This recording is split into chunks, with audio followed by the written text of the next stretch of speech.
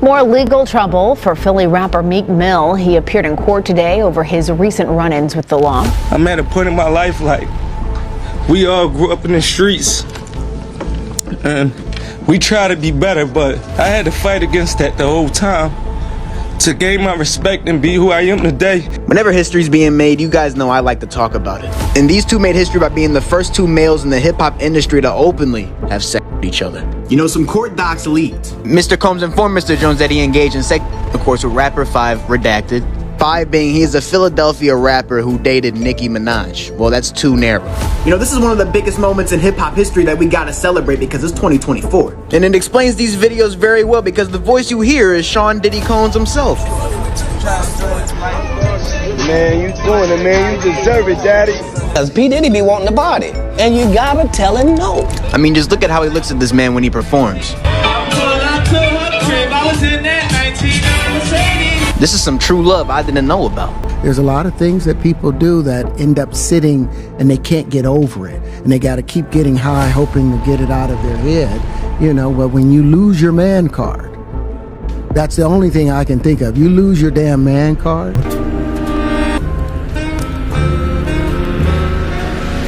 Finally speaking up in court, Meek Mill's remarks regarding Diddy are drawing attention.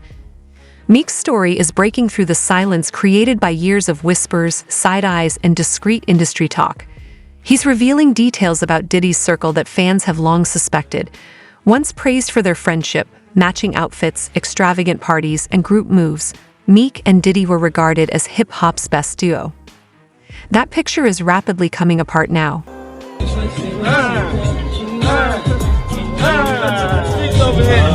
We do this shit for our family, our sons, whatever they taught us in the streets. We grew up looking up to niggas.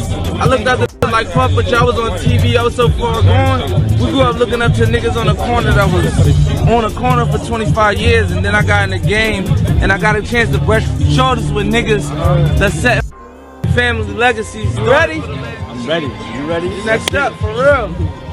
I see you with your pop. A nigga that's rich getting money, appreciate that. You know what I'm saying? I got a son now. I ain't had no pop. I got a son now, so I'm trying to do it like that. Where I'm in somewhere in the middle of California. I got a house. My son got a house. My son getting money. I'm getting money. That's what we doing it for. Me and our whole family. Shout out to the Combs fans, for real. This shit for real. Yeah, no, hell yeah. Puff took the sacrifice. Now it's on. Now it's y'all turn. Over here. We do this for our family, our sons, whatever they taught us in the streets. We grew up looking up to. I looked up to like I was on TV, I was so far gone. We grew up looking up to on the corner that was on the corner for 25 years, and then I got in the game and I got a chance to brush shoulders with that set family legacies. You ready? I'm ready. You ready? Next up, for real. I see you with your pop. A nigga that's rich getting money, appreciate that. You know what I'm saying? I got a son now. I ain't had no pop. I got a son now, so I'm trying to do it like that. Where I'm in somewhere in the middle of California. I got a house. My son got a house. My son getting money. I'm getting money. That's what we doing it for. Me and our whole family. Shout out to the Combs fans, for real. This shit for real. Yeah, no, hell yeah. Puff took the sacrifice. Now it's on. Now it's y'all turn. The internet exploded when Meek Mill's name appeared in the case. It felt personal now, not just about who he knew.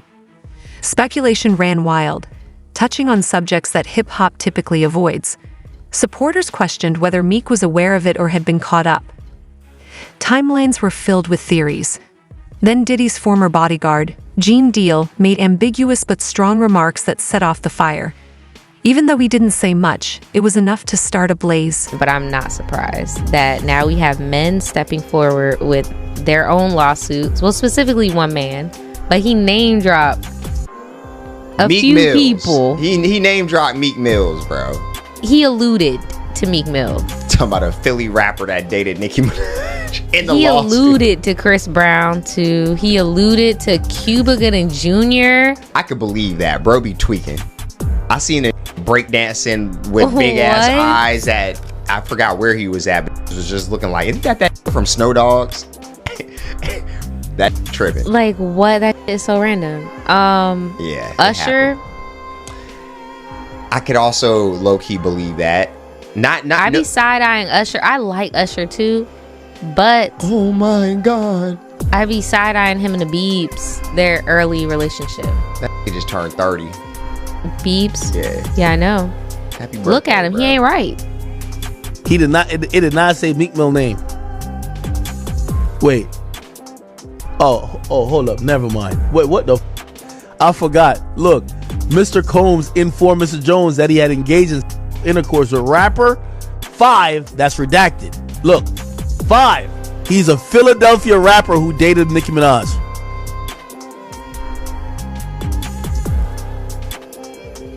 Yo, Meek, we were playing around with that Michael Rubin, but if you don't, you've been tweeting about you've been tweeting about everything on planet Earth. If you don't get a Twitter rant saying you about to get Lil Rod killed, you about to shoot up his block, blow his mama's house up, this is saying that you and Diddy were fornicating.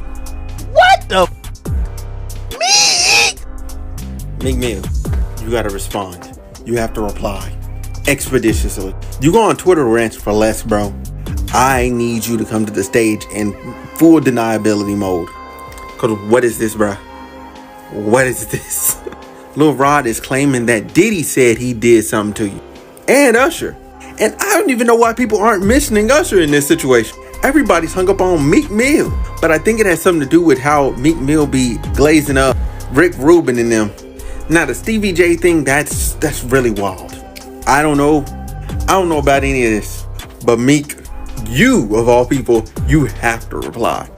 Everybody else could just not say anything.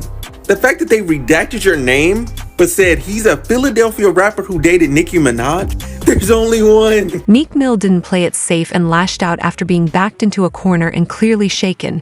He lit up social media instead of staying quiet like other celebs in legal trouble.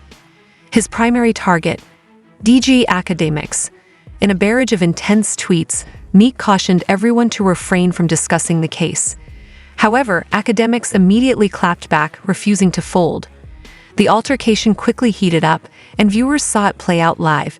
Instead of clearing his name, Meek's public outburst came across as chaotic and defensive. It became messier the more he spoke. Cause you missed this.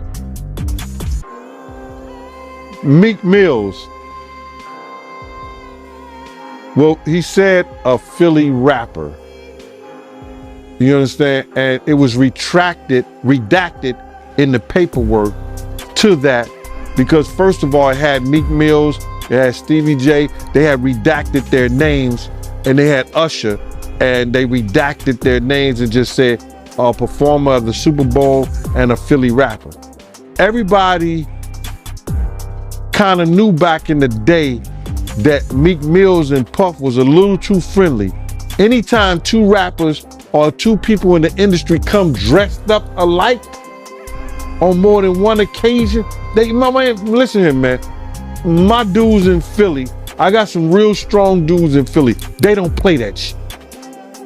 And they probably embarrassed for the fact to see that Meek Mills, one of the street guys that came out of there, got caught up in this Hollywood shit. This Hollywood shit, whereas that he's dressing like, he dressing the same shit. He dressing like Diddy?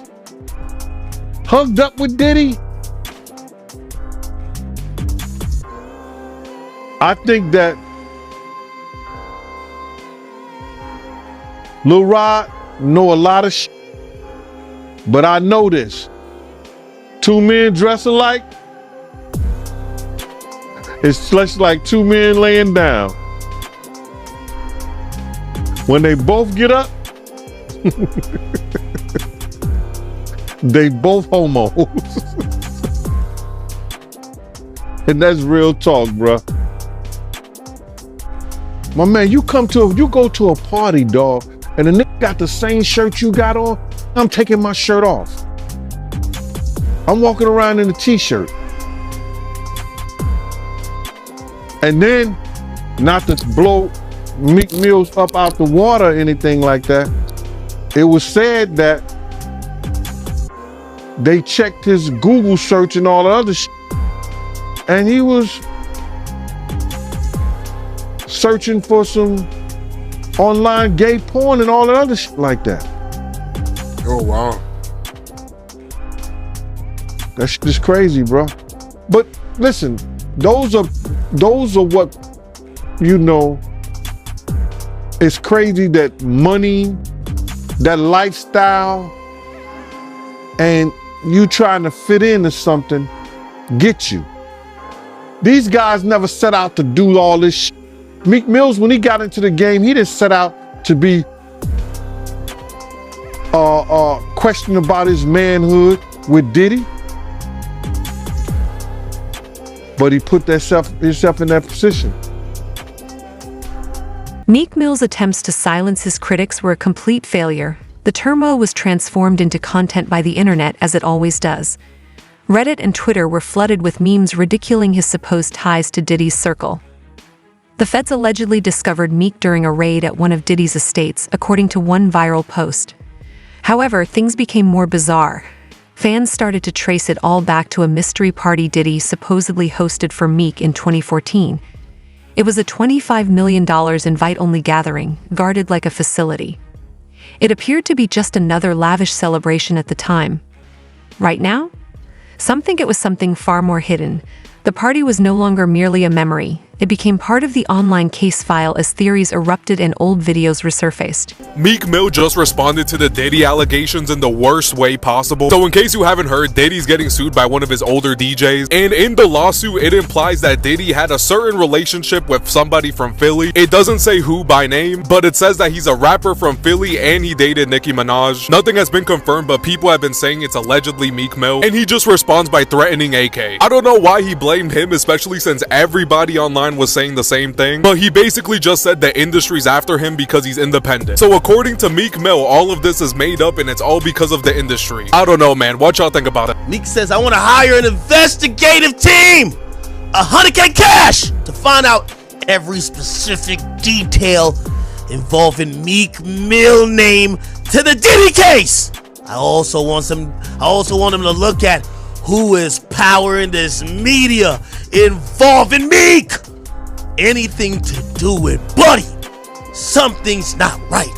The streets know what's up with me. That's not the case. We talk about a business inside. Somebody's powering these bad campaigns with Meek Mill.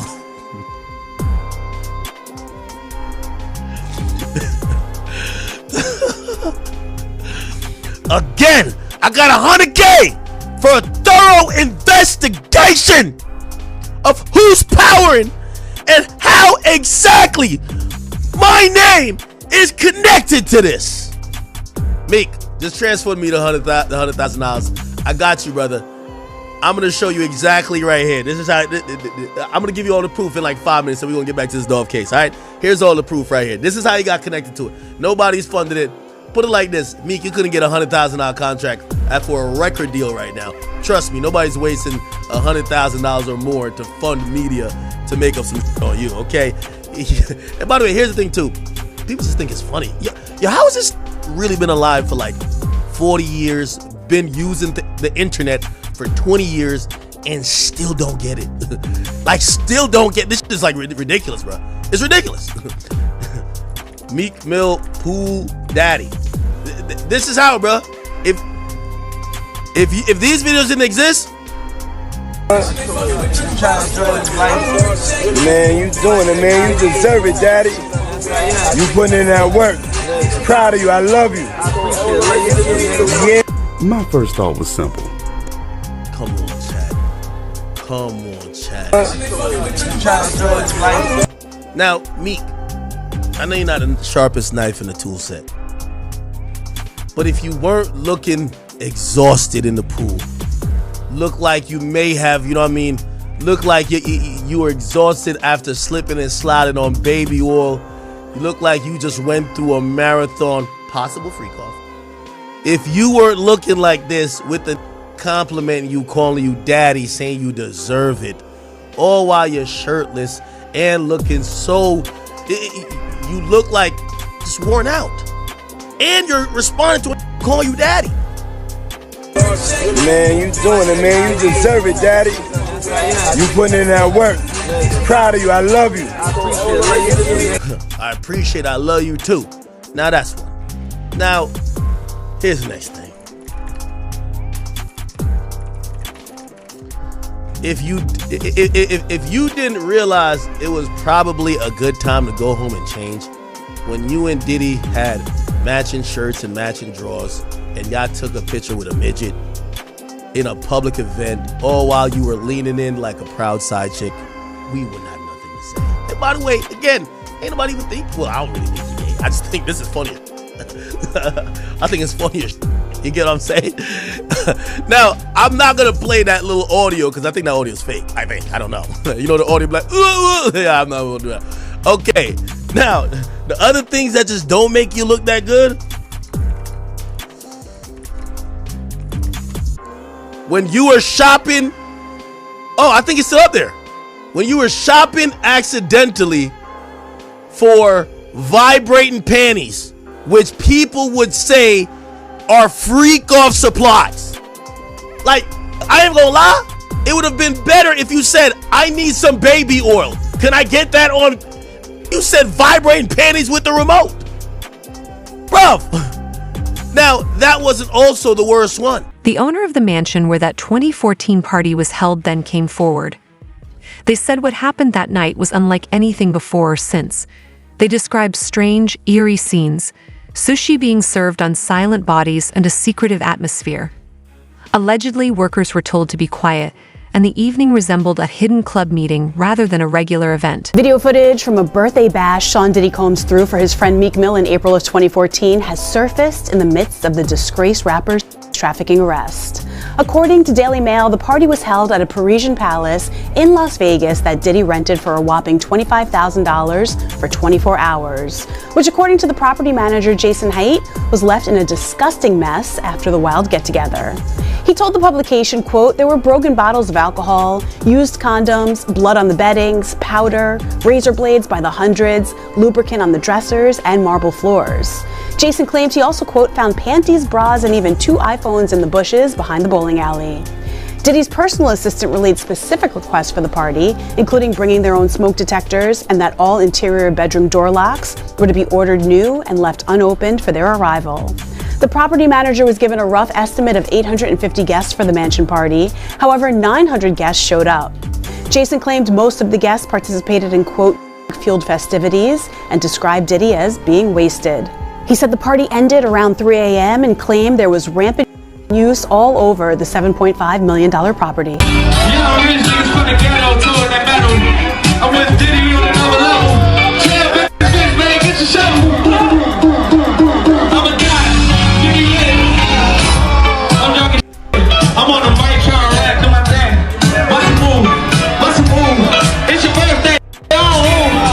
As if things couldn't get more disturbing, Gene Deal returned with a chilling new claim. The party mansion's bedding had stains on them. Nobody knew who was involved, how they got there, or why, but Gene, as usual, dropped just enough to send the internet spiraling. The shock factor was undeniable. Diddy threw a freak-off party for Meek Mill. In April of 2014, Diddy threw a freaky birthday bash for Meek Mill, and the caretaker has came forward and explained all of the crazy things that he saw after the party was over, and also gave the Daily Mail a tape of this party. Diddy threw this party 3 days after Meek Mill's birthday, but he specifically wanted it to be on the night of a Floyd Mayweather fight. The caretaker said that the following day the bedrooms were disgusting. There were broken bottles of alcohol, used condoms, blood on the beddings, powder, razor blades by hundreds, lubricant on the dressers and on the marble floors. He found panties, bras, and even 2 iPhones in the bushes behind the bowling alley. And what's even worse, in the video that this man had, there was a woman who was used as a sushi platter. And this is horrific to even see, and then to know that it's sushi that you're putting on this woman on top of that. Like, what the hell?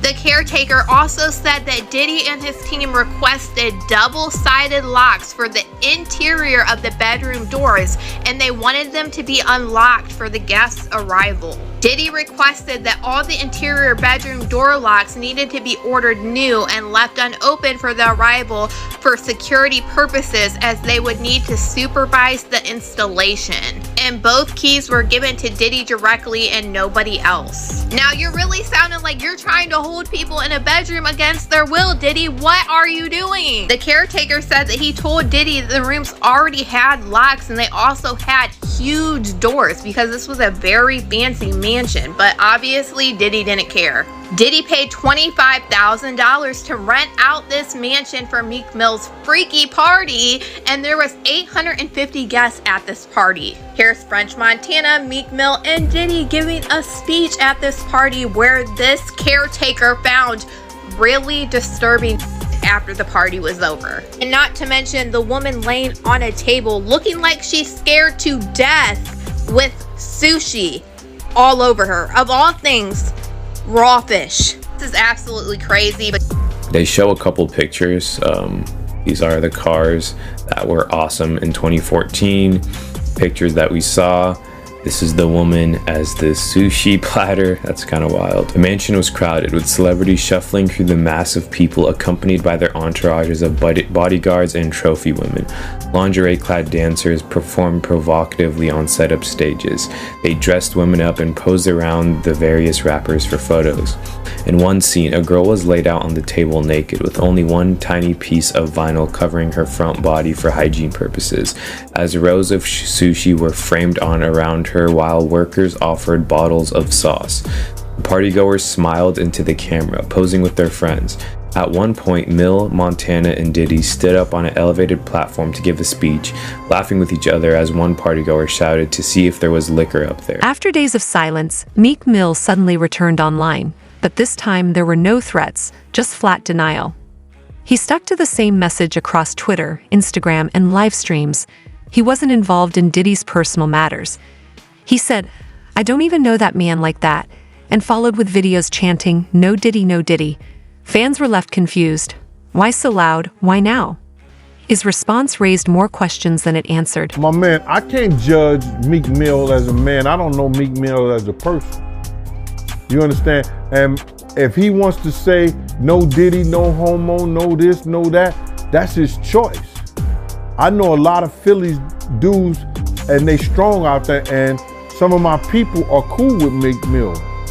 You understand? People. Some of my people are cool with Meek Mill's people. Meek Mill was a young guy, and Diddy was an influencer, and he may have influenced a lot of things that Meek Mill got caught up in the game in. Brother, I don't know Meek Mill as a man. You understand? I know some of his people through my people who knows his people.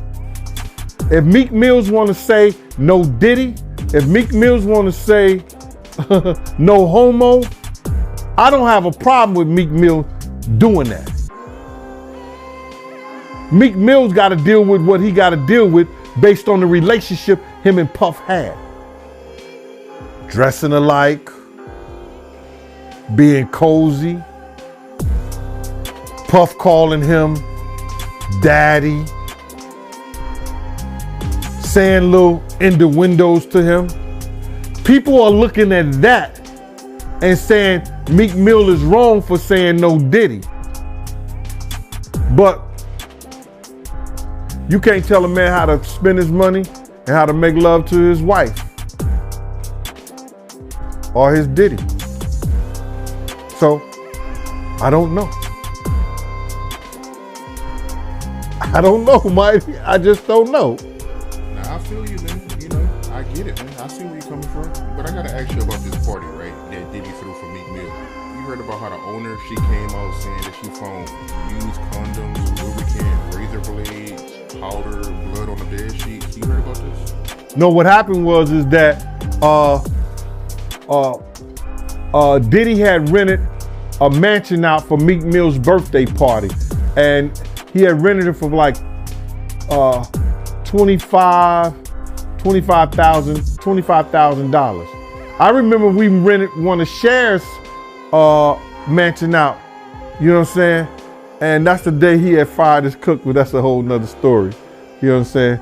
It was me, Wolf, Mace, was Ox staying there?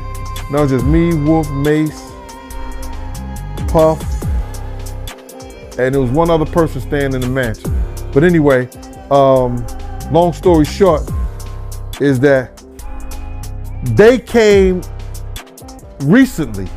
This happened a long time ago, but they recently just made a statement that they found loads of.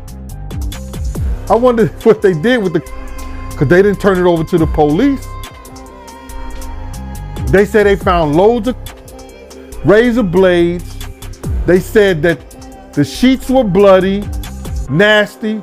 They found a whole lot of used condoms. And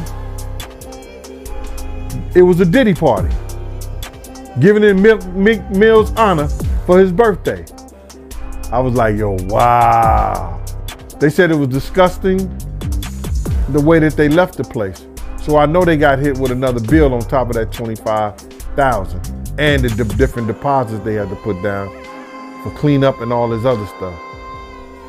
It was crazy. It was one of the property managers they had rented out. Meek dropped a track with the line, "I hope they forgive me for what I did with Diddy that stopped everyone cold." Wait, what? Fans hit rewind. Was that a confession? A metaphor gone wrong, a slip or a cryptic lyric? Whatever it was, it deepened the confusion. Already on shaky ground, his image began to fall apart. Actor Terrence Howard then spoke out, condemning the industry. Meek may not be guilty, he said, but trapped, more a result of the system than a willing player. Was Meek simply caught in Diddy's web, or had he always been playing his own game?